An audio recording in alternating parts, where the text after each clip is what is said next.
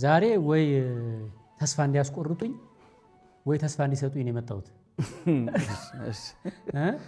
አንድ ትንሽ የብዙ ሚሊዮን ሰዎች ጥያቄ የሆነ ጥያቄ በውስጥ ይዣለሁ። ወይ ተስፋ እንዲሰጡን ወይ ተስፋ እንዲያስቆርጡን አንድ ከባድ ጥያቄ ይዣለሁ። ከዛ በፊት ግን መንደርደሪያ አለኝ። በጣም ጥሩ። ያው እርሶ የኢትዮጵያ ኦርቶዶክስ ተዋሕዶ ቤተክርስቲያን የሃይማኖት መምህር የሃይማኖት አባት እንደመሆኑት ስለ ክርስትና እርሶን መጠየቅ ተገቢ ነው ብዬ አምናለሁና በጣም ጥሩ። እስቲ መጀመሪያ ነገሮች ትንሽ እየተምታቱብን መንገዳችንም እየጠፋብን ስለሆነ ክርስትና ራሱ ምንድነው የኔታ? እስቲ ክርስትናን መጀመሪያ ዲፋይን ያርጉልኝ። እንግዲህ ክርስትና የወርቅ ፍልቃቄ ይባላል። አንዳንድ ሰው ቆንጆ ለማለት የወርቅ ፍልቃቄ ማለት ወርቅ ቢፈለቀቅም ወርቅ ማለት ነው። አንዳንድ ሰው ቆንጆ ነው ሲባል የወርቅ ፍልቃቄ ይመስላል ማለት ቢፈለቀቅም ከውስጥም ወርቅ ነው እንደማለት ነው። አሁን ክርስትና ወርቅ ነው። ይህ ወርቅ ስም ከወርቅ ክርስቶስ የተፈለቀቀ ነው። ኢየሱስ ክርስቶስ ለኛ የሰጠን ስጋውን እንድንበላ ደሙን እንድንጠጣ እጅግሩን ለስለት አፉን ለመረረ ሐሞት ራሱን ለሾህ አክሊል ፊቱን ለጥፊ ጀርባውን ለጅራፍ ትከሻውን ለፀዊረ መስቀል ለመሸከም ሰጥቷል። እኔ ይሄ ዋናው ስጦታ የሆነ ሳለ ከስሙ ስም አካፍሎናል። ከስሙ ስም ሰጥቶናል። አሁን በዓለም ላይ ያሉ ሃይማኖቶች ከመስራቾቻቸው የተቆረሱ ብዙ የሉ።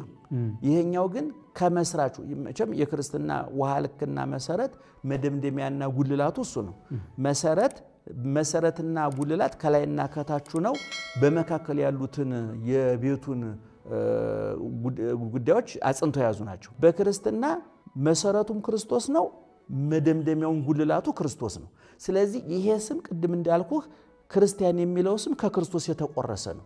ከክርስቶስ የተከፈለ ስም ነው። ይሄ ደግሞ ለመጀመሪያ ጊዜ በዚህ ስም የተጠሩበት ሰዎች በሐዋርያት ሥራ ምዕራፍ 11 ቁጥር 27 ላይ ተጽፏል። ወበአንጾኪያ ቀድሙ ተሰሚዩ አርዲት ክርስቲያን። በአንጾኪያ ለመጀመሪያ ጊዜ ደቀ መዛሙርቱ ክርስቲያን ተብለው ተጠሩ ይላል። እነዚህ ክርስቲያን ተብለው የተጠሩት ሰዎች በጣም በሚገርም ሁኔታ ስደተኞች ናቸው። ቅዱስ ያዕቆብ እንደው መልእክት ሲልክላቸው ለነዚህ ሰዎች ምን ብሏቸዋል? ላሰርቱ ወክልኤቱ ህዝበ ዲያስፖራ ብሏቸዋል። ዲያስፖራ ሲባል ሰምተናል።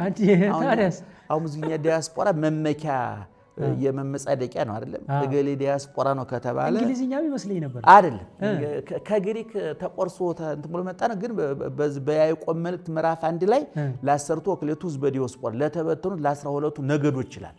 እና ዲያስፖራ ማለት ብትን ማለት ነው፣ ዝሩ ማለት ነው፣ ስደተኛ ማለት ነው። ህዝበ ዲያስፖራ ማለት ህዝበ ዝሮት፣ ህዝበ ስደት፣ ህዝበ ተሰዶ፣ ህዝበ ተዘሮ፣ የመሰደድ የመበተን የተበተነ የተሰደደ በእምነቱ ምክንያት በሃይማኖቱ ምክንያት ከሀብቱ ከንብረቱ የተነቀለ ከሀገሩ የተሰደደ ክብሩን ያጣ ማለት ነው። በዚህ በገጸ ነው እንግዲህ ከዛ በኋላ ሰዎች ወስደው ዲያስፖራ ብለውታል። አሁን አንዳንድ ሰው ገሌ ዲያስፖራ ነው ሲባል ብትን ነው ስደተኛ ነው እያልነው ነው የሚለው። እሱ እንግዲህ አንዳንድ ቋንቋዎች ከቦታቸው ይፈናቀሉና ያልሆነ ስያሜ ይሰጣቸዋል፣ የማይመጥናቸውን ወይም የማይገልጣቸው ሊሆን ይችላል። ስለዚህ እነዛ ደቀ መዛሙርት ለመጀመሪያ ጊዜ እስጢፋኖስ ከተገደለ በኋላ 8000 ማህበረ እስጢፋኖስ የሚባሉት ወደ 4 ማዕዘን ተበትነዋል። እና ተበትነው ወደ አንጾኪያ ወደ ሶሪያ ከኢየሩሳሌም ብቻ ሁሉም ተበታትነው ወጡ።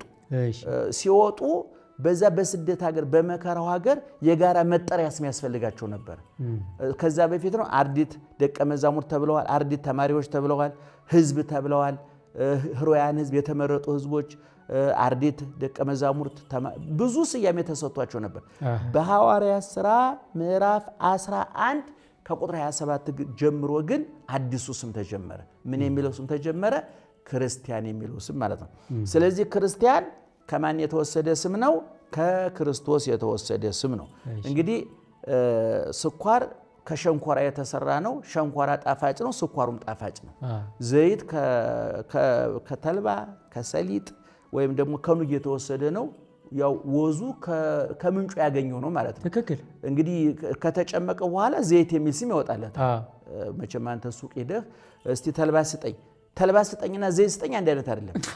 ከዘይቱ ከተልባ የተጨመቀው ዘይት ተብሎ ስም ወጥቶለታል። አንድ ሱቅ ሄደህ ተልባ ስጠኝና ዘይት ስጠኝ ብትል ያንኑ ተልባ በተለያየ ቅርጽ ስጠኝ ማለት ሊሆን ይችላል። ኑግ ስጠኝና ዘይት ስጠኝ ብትል ጭማቂውን በጠርሙስ ይሰጣል፣ ያልተጨመቀውን ደግሞ በላስቲክ አድርጎ ይሰጣል። ስለዚህ ክርስቶስ ዘይትን እንደ ጭማቂ ብትወስደው ዋናው የዘይቱ ጭማቂ መነሻ ደግሞ ክርስቶስ ነው። ስለዚህ ክርስትና ምንድነው ብሎ ከመጠየቅ ይልቅ ዘይት ምን ብለ ከመጠየቀኝ ኑግ ምን ጥቅም አለው ብለ ብትጠይቅ ወደ ግንዱ ይወስደናል ማለት ነው። እንግዲህ ክርስቶስ ስሞቹ በመጽሐፍ ውስጥ ተጠቅሰዋል።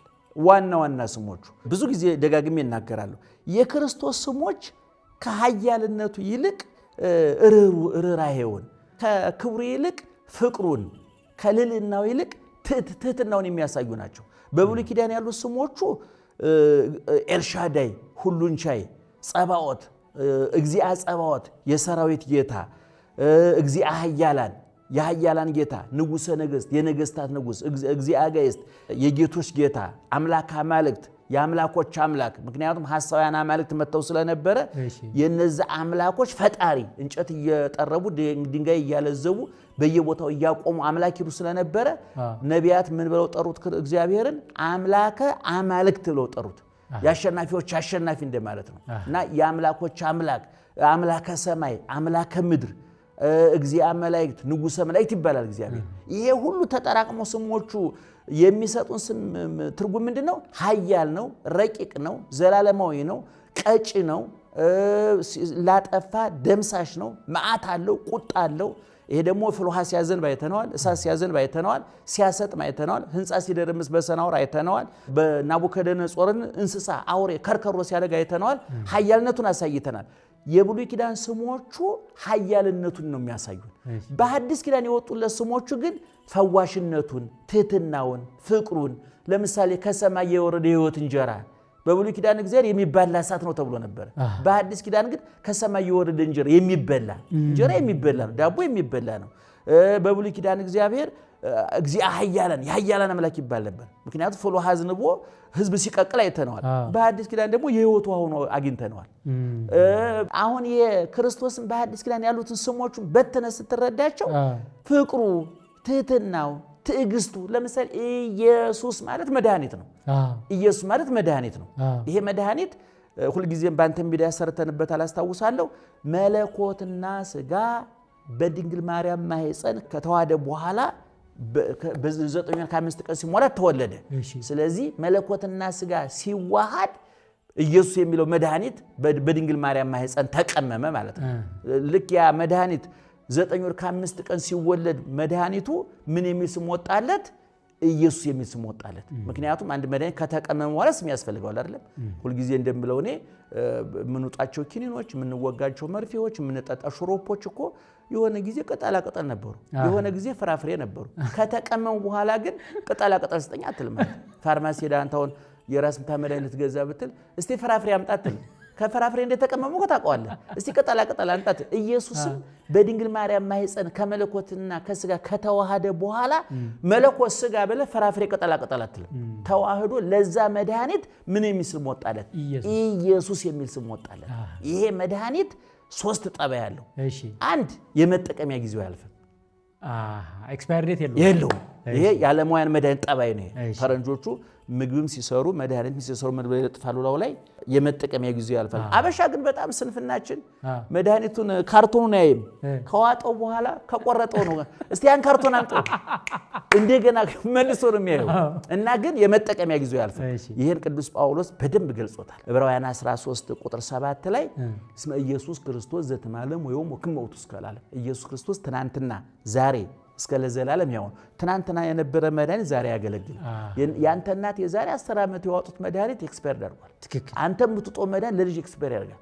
እናት የበሉት ስጋና ደም ዛሬም ትኩስ ነው። አንተ የበላው ዛሬም ትኩስ ነው። ምናልባት ከዛሬ 50 ዓመት በኋላ እንኳን ሰዎች የሚመጡ ይሄ መድኃኒት ኤክስፓየር ዴት የለውም። ይዋጣል፣ ይበላል፣ ይጠጣል፣ ይፈውሳል። ትናንት ትኩስ ነበር፣ ዛሬ ትኩስ ነው፣ ነገም እንዲሁ። ትናንት አዳኝ ነው፣ ዛሬም አዳኝ ነው፣ ነገም አንዱ የመጠቀሚያ ጊዜው ያልፍ። ሁለተኛ አሁን ሐኪም ቤት ሁለታችሁም አንተና የተባረክ ታማችሁ ብትሄዱ ወይ አንተና ሶሊያና ብትሄዱ ሁለታችሁ መድኃኒት ታዘዝላችኋል። ልክ ነው።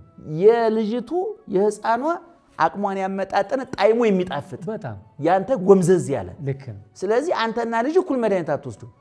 ግን አሁን ለምሳሌ አንተ እናትህን፣ አያትህን፣ አንተ ልጅህ አራታችሁም ለመቁረብ ብትሄዱ ይሄን ስጋ ነው የምትበሉት፣ ይሄን ደም ነው የምትጠጡት።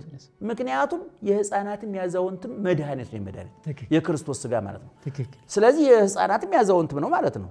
በሶስተኛ ደረጃ ይሄ መድኃኒት ሀብታም አግኝቶ ድሃ የማያጣው መድኃኒት ነው። ለምሳሌ በዓለም ላይ አንደኛ የተባለው ሀብታም ኤለን መስክ ነው። በቀደም አይደለም አሁን ኤለን መስክ እንደው